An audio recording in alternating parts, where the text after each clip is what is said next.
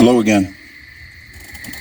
I was riding about 8 or 9 years ago on a work truck with this young guy, and he'd heard stories about me.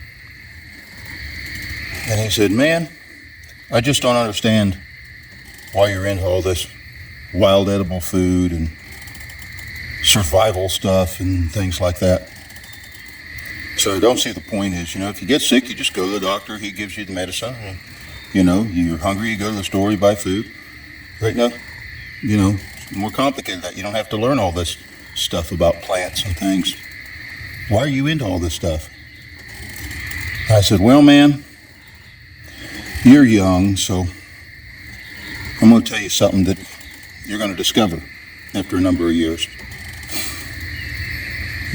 People go out, and every couple of years they go buy a new car, and they'll go out to dinner 3 or 4 times a week. And women have a reputation of going out and buying new shoes even when they don't need them, and doing all this stuff. They're trying to be happy.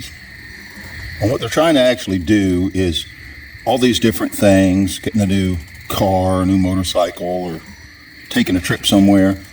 All these things are trying to stimulate their brain to produce dopamine, and dopamine is the happy chemical in your brain. Everything you enjoy in life is because it's connected to a dopamine release in your brain, and that's what makes you happy.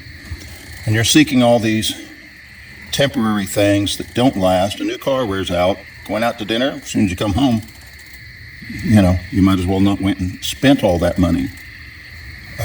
How much money do you spend going out to dinner 3 or 4 times a week? Could you use it somewhere else? My family has learning these plants, learning how they grow. It brings us back to basics. Digging in the dirt, working the soil so it's better soil, so it grows stuff better. We have found that we find joy in little things. And joy is not like happy. Joy is actually satisfying. It's not transitory like that. And it gives us peace. And it gives us patience, which helps us put up with people that are hard to put up with. And in the end,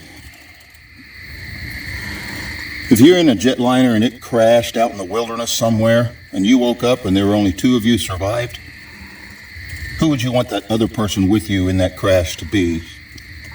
Our boss or me? And he sat there and he said, "Well, you, man, because you're going to get me out of there." And I said, "Yeah.